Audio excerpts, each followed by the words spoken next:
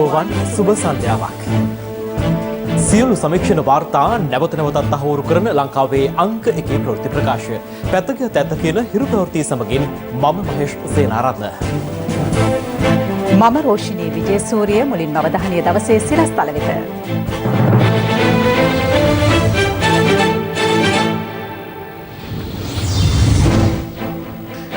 ඇඳිරි නීතියෙන් බස්නාහිර පාළු වෙයි.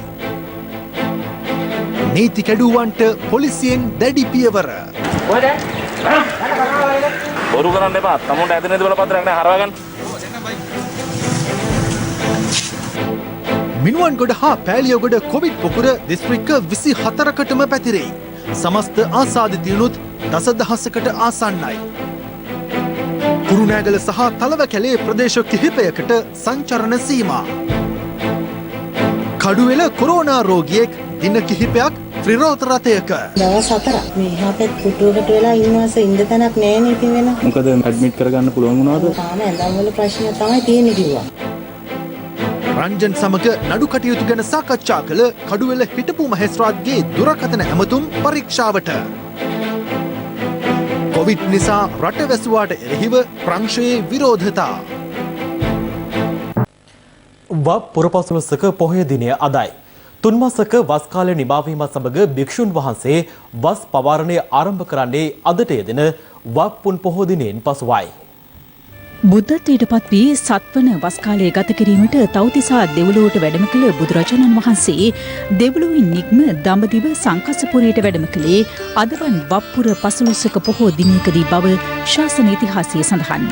බුදුන් වහන්සේගේ වැඩම කිරීම දැක බලා ගැනීමට පැමිණි මෛත්‍රී බෝසතාණන් වහන්සේ බුදුන් හමුවේ පැවිද්ද ලබා ගන්නේත් සැරියුත් හිමියන්ට අගතැන් තනතුර පිරිනැමීම සිදු වූයේත් වප්පුර පසළොස්වක පොහෝ දිනයකදී. ශ්‍රී මහා බෝධීන් වහන්සේගේ ශාඛාවක් ඉල්ලා දේවානම්පියතිස්ස රජු විසින් අරිට්ඨ කුමරු ඇතුළු පිරිස දඹදිව ධර්මාශෝක රජු වෙත පිටත් කර හැරීමද අදවන් වප්පුර පසළොස්වක පොහොය දිනයකදී සිදු බව ශාසන ඉතිහාසයේ සඳහන්. මෙතර රට තුළ පවතින කොවිඩ් වෛරස ව්‍යාප්තිය හේතුවෙන් හිරු සීල පාරමිතා පොහෝ දින වැඩසටහන අද විකාශය කෙරුණේ හිරු ලයිෆ් මැදිරි සංකීර්ණයේ සිටයි. ඒ අනුව උදැසන 6ට උවැස උවැසියන් අෂ්ටාංග ශීලයේ පිහිටුවේ කොටුව ශ්‍රී සම්බුද්ධාලෝක විහාරාධිපති මහාචාර්ය පූජ්‍ය ඉත්තේ දෙමළියේ ඉන්දසාර හිමියන් විසින්. අනතුරුව කාලීන ධර්ම සාකච්ඡාව ආරම්භ වුණා. ඉවසලා බැරිම තැන එතනයි ඉවසිය යුතුම තැන. මේ වෙලාවේ අපි ඉවසීම කියන ගුණය සියලු දෙනාගේ යහපත වෙනුවෙන් තම තමන්ගේ ඉවසීම සහ බුද්ධිමත්ව ඥානවන්තව කටයුතු කිරීම මේ මුළු ලෝකයේම යහපත වෙනුවෙන් අපිට සිද්ධ කරන්න පුළුවන්. මනුස්සකම කියන්නේ කිඹුලන් ගොඩාක් ඉන්න තැනක එගොඩ වෙන්න හම්බ වෙච්ච පාරුවක් වගේ පින්වත්නි. මේක පාවිච්චි කරලා එගොඩ වෙන්න බලන්න. එහෙම නැති වුණොත් ඔබත් මමත් අපි හැමදෙනාම අසරණ වෙලා යනවා. මේ හිරු නාලිකාව තුලින් බොහෝ දෙනෙකුට නිවසේ ඉඳලා ධර්මයේ පුහුණු කරගන්න, ධර්මයේ ජීවමාන කරගන්න හදලා දුන්න මේ අවස්ථාවේ මේ බුද්ධ දේශනාව තුලින් ඔබේ ජීවිතයට ධර්මයේ පිහිට පිලිසරණ යහපත අභිවෘද්ධිය සැලසේවා. මෙතර බෞද්ධ කටයුතු පිළිබඳ දෙපාර්තමේන්තුව නිවේදනයක් නිකුත් කරමින් සඳහන් කළේ රට තුළ පවතින තත්ත්වයේ හමුවේ ඉදිරියේදී පැවැත්වීමට නියමිත කටින චීවර පින්කම සෞඛ්‍ය උපදෙස්වලට අනුව පැවැත්වීම අත්‍යවශ්‍ය බවයි. කටින චීවර පූජෝත්සවය මෙවර ඒ විනය කර්මයක් වශයෙන් පැවැත්වෙන්න ඕන චාරිත්‍ර ධර්ම භික්ෂුන් වහන්සේලා ඒ අවශ්‍ය ප්‍රමාණයට යොදවා ගැනීම. ඒ වගේම කටින පෙරහැරවල් පැවැත්වීමෙන් වැළකීලා ඒ අවශ්‍ය සීමාවක් ඇතුව ජනතාව ඒක රාශී කර ගැනීම ඉතාම සීමිතව සිද්ධ කරන හැටියට අස්කිරි මහා විහාරයේ සංඝ සභාව වෙනුවෙන් අපේ ගෞරවනීය මහා සංඝරත්නයන් වගේම අපේ දායක පින්නතුන්ගේ ඉතාමත් කරුණාවෙන් ඉල්ලා සිටිනවා. මෙරට COVID-19 ආසාදිතයින් සංඛ්‍යාව මේ වන විට දසදහසේ සීමාවට ආසන්න වී තිබෙනවා. ඉන් ආසාදිතයින් 6313ක්ම වාර්තා වන්නේ බ්‍රැන්ඩික් සහ පෑලියගොඩ කොවිඩ් පොකුරෙන්. මෙතර මිනුවන්ගොඩ බ්‍රැන්ඩික් සහ පෑලියගොඩ කොවිඩ් පොකුර දිවිනේ දිස්ත්‍රික්ක 24ක් පුරා මේ වන විට ව්‍යාප්ත වී තිබෙනවා. දවසේ පුවත තවත් කොවිඩ් ආසාදිතයන් 586 දෙනෙකු වාර්තා වීමත් සමග මෙරට සමස්ත කොවිඩ් ආසාදිතයන් සංඛ්‍යාව 9791 දක්වා ඉහළ ගියා. ඊයේ වාර්තා වූ ආසාදිතයන් 586 දෙනාගෙන් 467 දෙනෙකු පෑලියගොඩ මත්ස්‍ය වෙළඳපොළ සහ දීවර වරායන් වල ආශ්‍රිතයන් වන අතර තවත් 115 දෙනෙකු නිරෝධායන මධ්‍යස්ථානවල පුද්ගලයන්. ඉන් 58ක් වන වැඩිම ආසාදිතයන් සංඛ්‍යාව ගම්පහ දිස්ත්‍රික්කයේ මීගමුව සෞඛ්‍ය වෛද්‍ය නිලධාරී කොට්ටාසෙන් වාර්තා වන අතර කොළඹ දිස්ත්‍රික්කයේ කොටහේන සෞඛ්‍ය වෛද්‍ය නිලධාරී කොට්ටාසෙන් වාර්තා වන ආසාදිතයන් ගණන 37ක්. මේ අතර ඊයේ දිනේ වන විට දිස්ත්‍රික්ක 23ක් පුරා පැතිර ගොස් තිබූ මිනුවන්ගොඩ සහ පෑලියගොඩ කොවිඩ් පොකුර අද වන විට මුලතිව් දිස්ත්‍රික්කයටද පැතිර ගොස් තිබෙනවා. කොවිඩ්-19 රෝගී පොකුර මුළු රට පුරාම පැතිර ගොස් තියෙනවා. සෑම දිස්ත්‍රික්කයකින්ම 5 රෝගීන් අපිට වාර්තා වෙනවා. ආශ්‍රිතයන් අතරට රෝගී පැතිරීමත් වෙනදාට වඩා අපි යම්කිසි වේගයකින් සිදුවෙන බවත් අපිට දකින්න ලැබෙනවා. තාමත්ම වැදගත් දේ තමයි මේ රෝගය ව්‍යාප්ත වීම වැළැක්වීම සඳහා පුළුවන් තරම් පුද්ගල සම්බන්ධතාවය අවම කිරීම. ඒ සඳහා නිවසට වී සිටීම ඉතාමත්ම වැදගත් වෙනවා. පෑලියගොඩ මත්ස්‍ය වෙළඳපොලේ සේවයේ නියුතු පුද්ගලයෙකුගේ පැමිණීම හේතුවෙන් රත්නපුර, ලෙල්ලුපිටිය, ගෝනකුඹුර, ලෑන්ඩ්ස්ඩවුන් වත්තේ නිවාස 7ක පුද්ගලයන් 23 දෙනෙකු නිවෙස් තුලම නිරෝධායනය සඳහා යොමු කිරීමට ප්‍රදේශයේ මහජන සෞඛ්‍ය පරීක්ෂකවරුන් පියවර ගත්තා. මේ අතර හැටන් ප්‍රදේශයේ පුද්ගලයන් 11 දෙනෙකු කොවිඩ් ආසාදිතයන් බවට හඳුනා ගැනීමත් සමග ඔවුන්ගේ ආශ්‍රිතයන් 345 දෙනෙකු ස්වයං නිරෝධායනයට යොමු කර ඉන් 50 දෙනෙකුගේ PCR පරීක්ෂණ සිදු කෙරුණා. පෑලියගොඩ මත්ස්‍ය වෙළඳපොලේ ආශ්‍රිතයන්ගෙන් හැටන් ප්‍රදේශයට කොවිඩ් වෛරසය ව්‍යාප්ත වී ඇති අතර එම ආශ්‍රිතයන් හමු වූයේ බගවන්තලාව, මස්කෙලිය, කොටගල, තලවකැලේ, ආගරපතන, පූඩලුවය සහ හංගුරංකෙත යන ප්‍රදේශවලින්. කොළඹ අපරාධ කොට්ටාසයේ තවත් පොලිස් නිලධාරීන් දෙදෙනෙකුටත් කොවිඩ් වෛරසය ආසාදනය වී ඇති බවට තහවුරු වී තිබෙනවා. ඒ අනුව මේ වන විට එම ඒකකයේ නිලධාරීන් 16 දෙනෙකුට කොවිඩ් ආසාදනය වී ඇති බවට වාර්තා වන අතර තවත් නිලධාරීන් 9 දෙනෙක් රෝග ලක්ෂණ පෙන්눔 කිරීම හේතුවෙන් කොළඹ ජාතික රෝහලට ඇතුළත් කර තිබෙනවා. එලෙස කොවිඩ් ආසාදනය වී ඇති බවට තහවුරු වූ නිලධාරියෙකු පාස්කු ප්‍රහාරය සම්බන්ධයෙන් විමර්ශනය කරන ජනාධිපති කොමිසමේ පොලිස් ඒකකයේ සේවයේ නියුතු බවටත් වාර්තා වුණා. එම නිලධාරියා කොමිෂන් සභාවේ සාක්ෂි විමසීම් කටයුතු පැවැත්වෙන ශාලාවටද පැමිණ ඇති බැවින් කොමිසමේ කටයුතු සහ ඊට ආසන්නයේ ක්‍රියාත්මක වන දේශපාලන පරිගැනීම් පිළිබඳ විමර්ශනය කරන ජනාධිපති කොමිසමේද වැඩ කටයුතු తాවකාලිකව නතර කර තිබෙනවා. නවගමුව වැක්කේවත්ත පාරේ පෞද්ගලික ආයතනයක සේවකයන් 29 දෙනෙකු කොවිඩ් ආසාදිත බවට තහවුරු වී තිබෙනවා. තවත් සේවකයන් 80 දෙනෙකු පමණ කර්මාන්ත ශාලාව තුලම නිරෝධායනය කිරීමට පියවරගෙන තිබෙනවා. ඉහළ බෝමිරිය කිරිපට්ටිය ප්‍රදේශයේ පදිංචි පුද්ගලයෙකු පෑලියගොඩ මත්ස්‍ය වෙළඳ සංකීර්ණයට ගොස් මාළු මිලදී ගැනීම හේතුවෙන් සිදු කරන ලද PCR පරීක්ෂාවකින් කොවිඩ් ආසාදිතයෙකු බවට තහවුරු වී තිබෙනවා. අදාළ පුද්ගලයා ආසාදිතයෙකු බවට තහවුරු වී මේ වන විට දින 3ක් පමණ ගත වී ඇති අතර සිද්ධිය සම්බන්ධයෙන් බලධාරීන් දැනුවත් කළද මේ දක්වා කිසිදු ක්‍රියාමාර්ගයක් ගෙන නොමැති බවට නිවැසියන් චෝදනා කරනවා. මොකද ඇඩ්මිට් කරගන්න පුළුවන් වුණාද? තාම ඇඳන් වල ප්‍රශ්නයක් තමයි තියෙන්නේ කිව්වා. මහත්තයා ගෙනියනවද නැද්ද කියන එක තාම අපිට හරිය නිශ්චිතවම කිව්වේ නෑ මොකක්වත්. දැන් පොසිටිව් වෙලා දවස් කීයද? දවස් 4ක්. එයා කොහෙද දැන් ඉන්නේ? මේ එහා පැත්තේ කුටුවකට වෙලා ඉන්නවස ඉන්න තැනක් නෑනේ ඉතින් වෙන. රැට මෙතන බිම නිදිනවා. ගෙදර අයට පරීක්ෂණ කරලා තියෙනවද PCR? නෑ තාම මොනවත් කළේ නෑ. අපිම කන්න බොන්න දීලා ඌ මාළේ අල්ලනවා, ඕවා තියෙන ඒවා බොන්න දෙනවා. ගෙදර තව කී දෙනෙක් ඉන්නවද? අම්මා වකුගඩු ලෙඩේ තාත්තා 85ක් වෙනවා. දරුවෝ 3 දෙනෙක් ඉන්නවා. මේ වගේ රෝගීන් ගෙදර තියාගන්නේ කවදානන්නේ අපිට පිටත් ගියස්සර වෙලා ඉන්නවර කන්න බොන්න නෑ. හැමෝම නමුත් සත්තු දිහා බලනවා වගේ බලන්නේ. අපිට කඩේකට යන්නත් එපයි කිව්වා. පිල්ලන් ඉක්මනින් මහත්තයාව කොහොම හරි ගෙනියලා අපිට උදව්වක් කරලා දෙන්න කියලා. මේක තමයි PHI දැනුවත් කරලත් වැඩේ වෙන්නේ නැත්නම් සෞඛ්‍ය අමාත්‍යාංශය දැනුවත් කිරීම තමයි වැදගත් වෙන්නේ. අන්න ඒකට මේ අංකයට කතා කරන්න. එහෙම ප්‍රමාදයක් වුණා නම් ඒ ගැන පළමුවෙන්ම කරන්නේ අපි ඒ රෝගියාව අදාළ තැනට යැවීමට කටයුතු කරන එක. ඒ අතරතුර එහෙම අඩුපාඩුවක් වුණා නම් ඒ පිළිබඳවත් අපි සොයා බලා කටයුතු කරනවා. මේ අතර COVID-19 රෝගය ආසාදිත බවට හඳුනාගෙන පුද්ගලයන් පිළිබඳ දැනුවත් කිරීමට සහ ඒ ආශ්‍රිතව පැන නගින ගැටලු පිළිබඳ විමසීමට සෞඛ්‍ය ප්‍රවර්ධන කාර්යාංශය ජනතාවට දුරකථන අංක කිහිපයක් හඳුන්වා දී තිබෙනවා. ඒ අනුව දුරකථන අංක 0112 696 142 1990 හෝ 0112 692 613 යන ෆැක්ස් අංකයට ගැටලු යොමු කළ හැකියි. ඒ නම්බරයට කතා කරලා ඒ අවශ්‍ය තොරතුරු ඒ අවස්ථාවේම ලබා දෙන්න කියලා අපි ඉල්ලා සිටිනවා. එවැනි ප්‍රමාදයක් සිදු වහාම 1999 දුරකථන අංකයට දැනුම් දෙන්න. එතකොට අපිට ඒක මැදිහත් වෙලා ඒකට වැඩපිළිවෙලක් යොදන්න ඕන. මේ අතර නිරෝධායන මධ්‍යස්ථානවල සිටින පුද්ගලයන්ට නිසි අවධානයක් බලධාරීන්ගෙන් නොලැබෙන බවට පැවසෙන වීඩියෝවක්ද සමාජ මාධ්‍යයේ සංසරණය වනවා. අපි රජෙන්ට ඉල්ලන්නේ කරුණා කරලා අපිට මේක මොනාර දෙයක් කරන්න අපිට. නැත්නම් අපේ ගෙදර යන්නේ. තුන්වතක් ඇවිල්ලා පොතම ලියවනවා.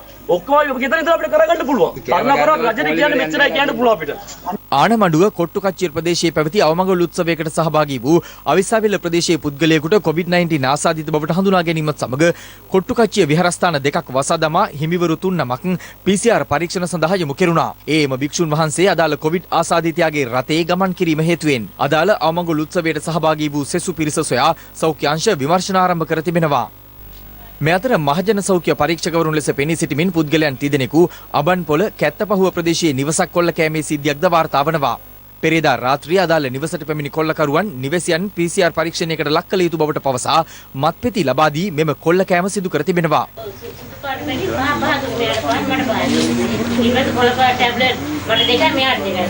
මහජනතාවට කියන්න ඕන PCR පරීක්ෂණ සඳහා හෝ COVID-19ට අදාළ කටයුත්තක් සඳහා තමන්ගේ නිවසට සෞඛ්‍ය දෙපාර්තමේන්තුවේ නිලධාරීන් කිසිවෙක් පැමිණියොත් නිල ඇඳුමකින් සැරසී නැත්නම් ඔවුන්ට අනන්‍යතාවයේ පරීක්ෂා කිරීමේ අයිතියක් තියෙනවා නිවසියන්ට. ඒ වගේම කිසිදු ඖෂධයක් ලබා දෙන්නේ නැහැ PCR පරීක්ෂණ සඳහා යොමු කිරීමේදී. ඒ වගේම PCR පරීක්ෂණ සඳහා යොමු කිරීමට කලින් අපි ඔවුන්ට පූර්ව දැනුම් දීමක් කරනවා. ලක්ෂ 3කට ආසන්න සැමියා සහ බිරිඳ සතුව තිබූ මෙම ස්වර්ණාභරණ රැගෙන ගොස් තිබෙන්නේ. නිකවරටිය ජ්‍යෙෂ්ඨ පොලිස් අධිකාරිවරයාගේ අධීක්ෂණය යටතේ විශේෂ කණ්ඩායම් 3ක් යොදවා තිබෙනවා විමර්ශනය සඳහා. මෙවැනි අවස්ථාවාදී වංචනික ක්‍රියා සිදු කරන අපරාධකරුවන්ගෙන් ප්‍රවේශම් වෙන ලෙස සියලු දෙනාගෙන් ඉල්ලා සිටිනවා. මේ අතර මෙරට PCR පරීක්ෂණවල තත්ත්වය පිළිබඳව රජයේ වෛද්‍ය නිලධාරීන්ගේ සංගමය අදහස් පළ කළා. අද වෙනකොට සමාජ නියති ලබා ගැනීම බොහෝ පළාත්වල නතර වෙලා තියෙනවා. ප්‍රායෝගික ගැටලු තියෙනවා. අපි නැහැ කියන්නේ. සමහර පළාත්වලින් සතියකට ගත්ත සාම්පල් ප්‍රතිඵල තාම ඇවිල්ලා නැහැ. ඒ නිසා මේ ගොඩ ගැහිමත් එක්ක 20000ක වගේ PCR සාම්පල් ප්‍රමාණයක් තියෙන බව තමයි ජනමාධ්‍ය වාර්තා කළේ. මේ 20000 ප්‍රතිඵල එනකොට අඩුම ගානේ තව 500ක් 600ක් පොසිටිව් වෙනවා. මේක මේ අද නතර වෙන ප්‍රශ්නයක් නෙමෙයි. ජනාධිපතිතුමාගෙන් බොහොම කාරුණිකව ඉල්ලනවා කරුණාකරලා සෞඛ්‍ය අංශවලට කියන්න මේ පිළිබඳ වාර්තාවක් ඔබතුමාට දෙන්න කියලා. මේ දක්වා සමාජ නියති කොච්චරක්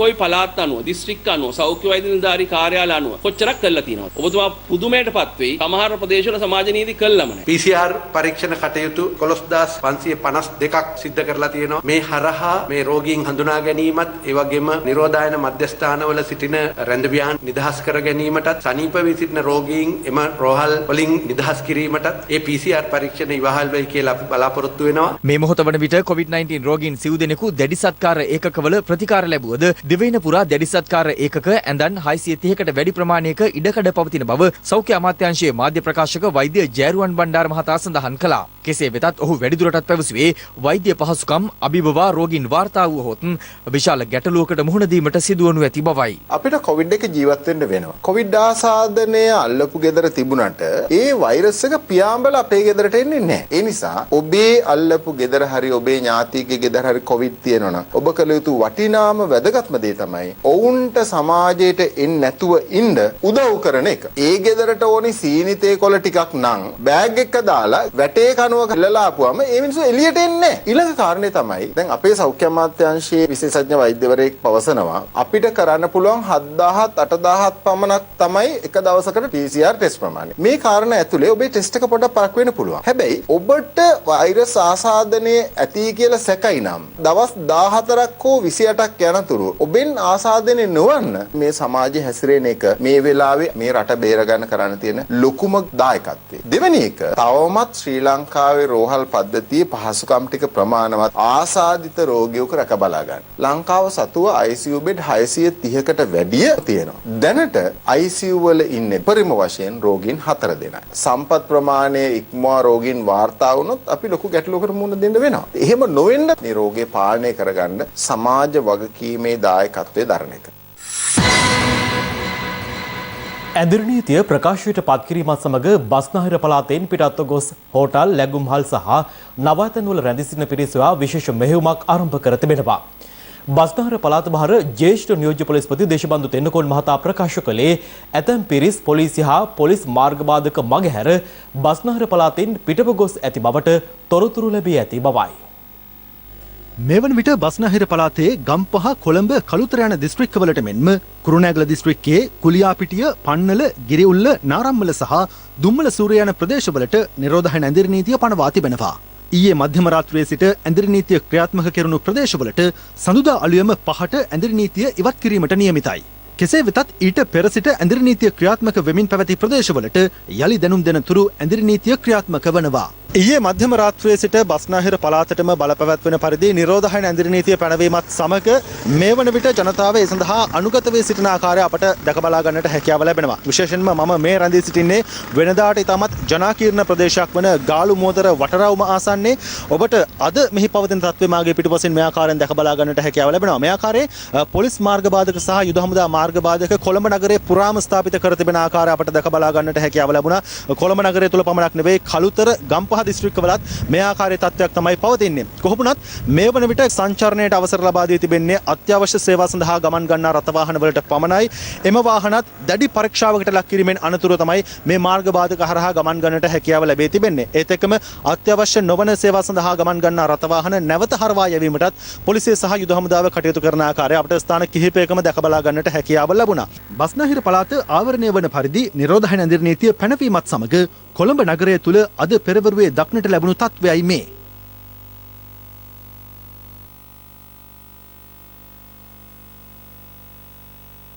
බලපවත්නා පොලිස් ඇඳිරි නීතිය බස්නාහිර පළාත තුල තවමත් ක්‍රියාත්මක වෙයි. මේ විල්ලේ කාය ගන්න වර්ණා කළා. මොකද කරන්නේ? කොහෙද? ඔයා යන්න ආපහු හරවල යන්න. මෙතනින් වාහන හරවල යන්න. යවන්න යන්න ඔහම ගියොත් ඔක්කොම යනවා. යවන්න. හරවල යන්න ගෙදරට. මේ දවස් තුනේ ඉන්න පොඩ්ඩක් අද පොයේනේ. හැබැයි ආය හවුවෙන්න එපා ඈ. පර්මිට් නා මාස් එක දාන්න ඉස්සලා මාස් එක දාගන්න. කො පර්මිට් එක? හරවන්න පර්මිට් දාන්නේ. ආපහු යන්න ප්‍රොපර් පර්මිට් එක ෆෝන් එකේ තියෙන්නේ. බොරු කරන්න එපා. තමුන්ට ඇදින ඉදවල පත්‍රයක් නෑ හරවගන්න. ආපහු යන්න ආයෙන්න පැදිනුව දාගන්න මේක. මේකේ පොලිසියෙන් එක දාගන්න ඕන. දුරස්ත භාවය කියන්නේ දෙන්නයි ගන්න පුළුවන් මේකේ.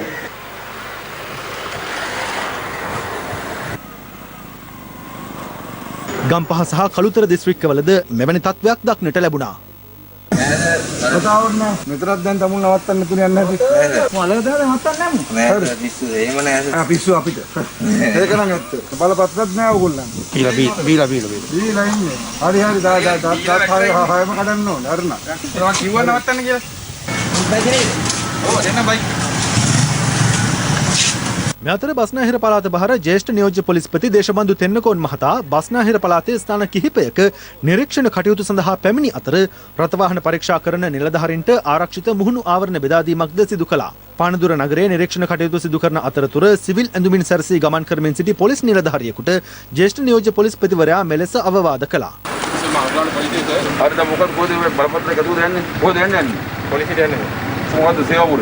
නයිට් ටෙස්ට් එකේ ඉන්නේ සර්. ඊට අමතරව මේ දන්නෝ නේද ආදාස සමාජයේ හතරන ස්ටඩියෝ පාරමුද රාජකාරී බලපත්‍රය ලැබෙන්න පුළුවන්. ඒක පොලිසියට මේ අවස්ථාවේ දරක් කියලා ඉන්න මොකක්ද කියලා ගෙදරින් අවස්ථාවක් දීලා දෙනවා. නෑ. ඉතින් යන්නේ නම් විදිහට. ඒක අනිවාර්යයෙන් වැඩ කරන්න බවත් මින්දුරයි. මේ අතර ගම්පහ දිස්ත්‍රික්කයේ ප්‍රාදේශීය ලේකම් කොට්ටාස 13ක නිරෝධායන වන පවුල් 6807ක් සඳහා රුපියල් 10000ක් වටිනා ආහාර මල්ලක් ලබා දීමේ වැඩසටහනක් ලබන දෙවනිදා සිට ආරම්භ කරන බව ගම්පහ දිස්ත්‍රික් සම්බන්ධීකරණ කමිටු සභාපති පාර්ලිමේන්තු මන්ත්‍රී සහන් ප්‍රදීප් මහතා පවසනවා. බස්නාහිර පළාතට ඇතුළු වන හා පිටවන රථ වාහන පොලිස් මාර්ග බාධක යොදා දැඩි පරීක්ෂාවකට ලක් කළේ මේ අයුරින්.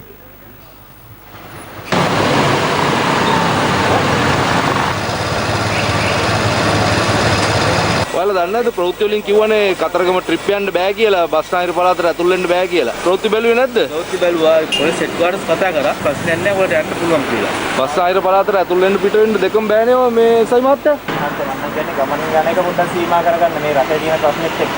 විශේෂයෙන්ම බස්නාහිර පළාතෙන් පිටවන සහ ඇතුළු වන සෑම ස්ථානයකම අපි මාර්ග බාධක යොදලා තියෙනවා. ඒ විතරක් නෙමෙයි අධිවේගී මාර්ගයේ සීමාවන් පනවලා තියෙනවා. ඔබ අධිවේගී මාර්ගයේ ඇවිල්ලා කොළඹට එන්න උත්සාහ කරනවා නම් ඔබට පැමිණීමට ලැබෙන්නේ නැහැ. ඒ වගේම පිටවීමට ලැබෙන්නේ නැහැ. ඒ නිසා කිසිම හේතුවක් මත නිෂ්ඵල උත්සාහයක නිරත වෙන්නට එපා. ඇඳිරි නීතිය කඩකිරීම සම්බන්ධයෙන් මේ දක්වා කාලය තුල පුද්ගලයන් 1260ක් අත්අඩංගුවටගෙන තිබෙනවා. ඒ වගේම වාහන 180ක් පොලිස් භාරයටගෙන තිබෙනවා. කෙසේ වෙතත් හෙට දිනේදී අපස උසස් පෙළ විභාගයේ පැවැත්වෙනවා. සමහර ශිෂ්‍ය ශිෂ්‍යාවන් හෝ පරීක්ෂකවරු බස්නාහිර පළාතෙන් පිටත සිටින්නට පුළුවන්. නමුත් විභාගය බස්නාහිර පළාතේ තුල විභාග මධ්‍යස්ථානයක තියෙන්න පුළුවන්. එවැනි අයට මේ ඇඳිරි නීති සීමා බලපාන්නේ නැහැ.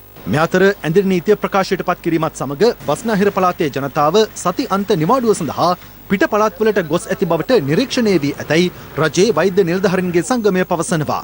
ඊයේ දවසේ තුල දැක්කා වාහන 10 ගාණක් එකපාර බස්නාහිර පළාතෙන් එළියට යන්න උත්සාහ කරමින් ඉන්නවා. ඊටාම නරක සහ වැරදි සහ වගකීම් විරහිත තත්ත්වයක්. හමුදාපතිතුමා එක පැත්තකින් ආයාචනා කළා ජනතාවට මෙහෙම කරන්න එපා කියලා. පොලිස් මාධ්‍ය ප්‍රකාශකතුමා ජනතාවට මේකේ තියෙන නීතිය ගැන කිව්වා. නමුත් ඒ කිසිවක් අහන්න නැතුව ජනතාව වගකීම් විරහිත විදිහට හැසිරෙනවා. මේ රෝගය නරක තැනකින් කෙලවර වෙන එක ගැන අපිට දැන්ම ඉඳන්ම අනාවේක කියන්න පුළුවන්කම ලැබෙනවා. බස්නාහිර තිබිච්ච අවදානම අනිත් පළාත් වලට අරන් ගිය ජනතාව අත්‍යවශ්‍ය දෙයකට නෙමෙයි සමහර විට ගිහිල්ලා තියෙන්නේ. මේ නිවාඩුව ගත කරන්න. සෞඛ්‍ය අංශවල උපරිම සහයෝගය ආරක්ෂක අංශවලට ලබා දෙන ලැහැස්ති මේ පිරිස අල්ලගන්න. මේ ආකාරයෙන් බස්නාහිර පළාත මගහැර පිට පළාත් වලට ගොස් සිටින පුද්ගලයන් සොයා විශේෂ සෝදිසි මෙහෙයුමක් ආරම්භ කර තිබෙනවා. එවැනි පුද්ගලයන්ට එරෙහිව නිරෝධායන නීතියට අනුව කටයුතු කිරීමට නියමිතයි. පැහැදිලිවම පොලිස් පොතුමා අද උදේ දැනුම් දුන්න නිරෝධායන නීති රීති උල්ලංඝනය කරලා මේ ප්‍රදේශවල ඉඳලා බැහැර ප්‍රදේශවලට ගිහිල්ලා නිවාඩු නිකේතන සංචාරක හෝටල් වගේ දේවල් වල මේ ප්‍රදේශවල අය රැඳී සිටින නම් ඒ සම්බන්ධ සොයා බැලීම සඳහා අවශ්‍ය කරන පොලිස් කණ්ඩායම් මේ විදිය දොලා තියෙනවා. වප්පුන් පොහොය යෙදී තිබෙන අද දිනේ ඇඳිරි නීතිය ක්‍රියාත්මක ප්‍රදේශවල බෞද්ධ ආගමික ස්ථාන දිස්වුනේ මේ ආකාරයෙන්.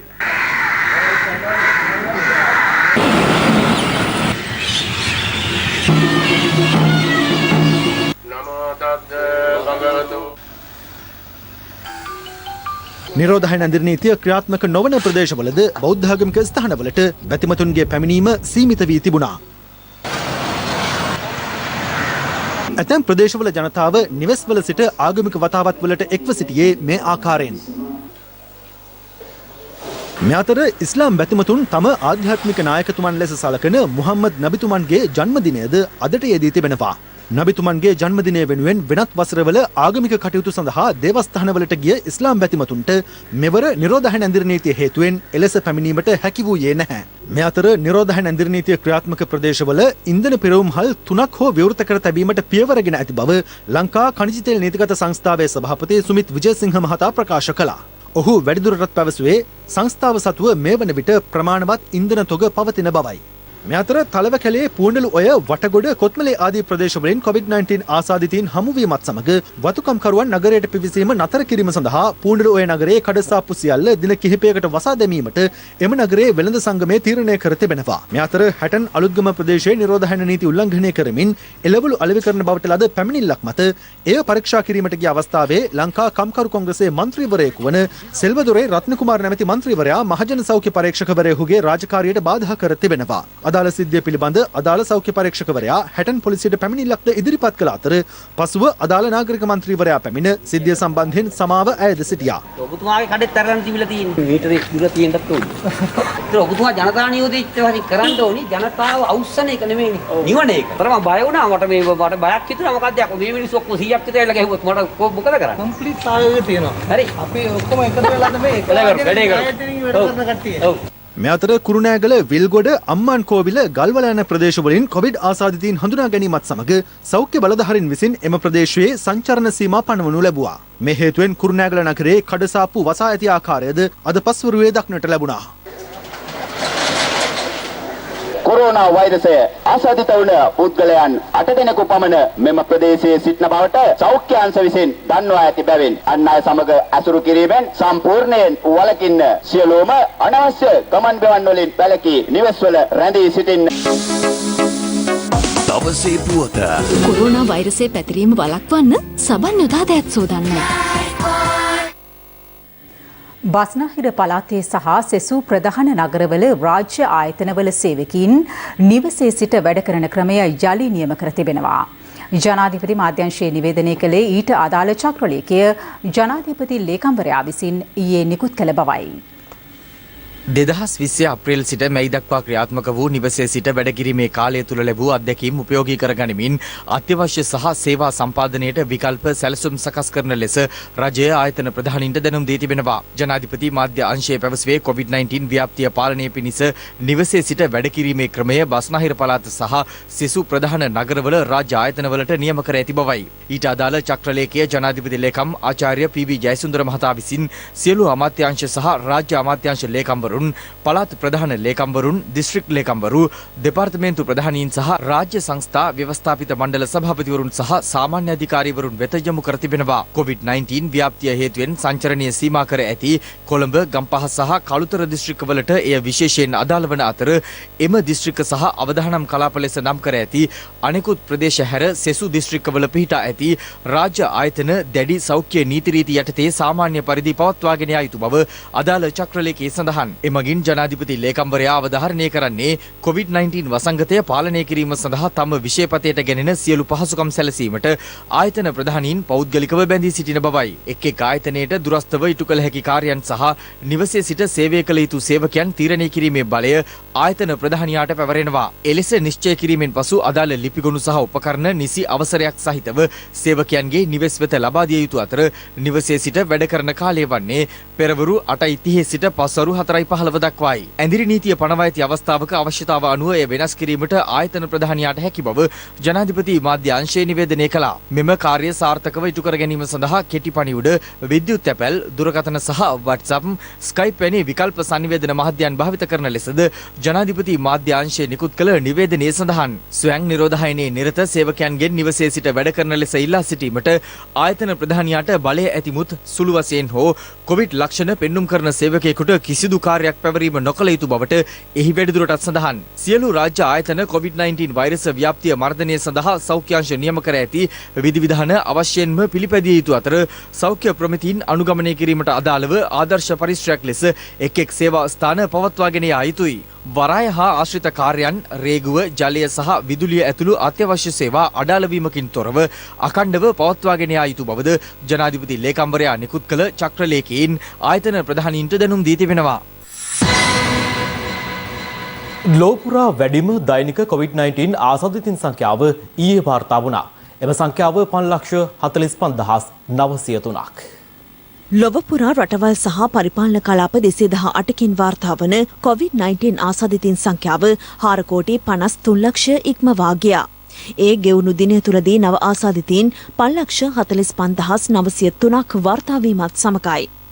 වෛරසයේ වැඩිම බලපෑමක් පවතින ඇමරිකාව තුළ ආසාදිතයින් මිලියන 9ක් ඉක්මවීමත් සමගම දවල මන්දිර වෛරස පාලන මධ්‍යස්ථානය ප්‍රකාශ කරන්නේ ඇමරිකාවේ බටහිර කලාපය තුළ වෛරසය ව්‍යාප්ත වීමේ ඉහළ යාමක් දක්නට ලැබෙන බවයි. එරටින් ගෙවුණු දිනය තුලදී වාර්තා වූ නව ආසාදිතයින් සංඛ්‍යාව 91,503ක් වන අතර එය ඇමරිකාවෙන් වාර්තා වූ වැඩිම දෛනික ආසාදිතයින් සංඛ්‍යාවයි. වෛරසයේ බලපෑම හේතුවෙන් ප්‍රංශය දෙවන වරටත් සම්පූර්ණයෙන්ම වසා දැමීමට විරෝධය පළ කරමින් එරට ජනතාව ජනාධිපති එමානුවෙල් මැක්‍රෝන්ට විරුද්ධව උද්ඝෝෂණවල නිරත වුණේ මෙලෙසයි.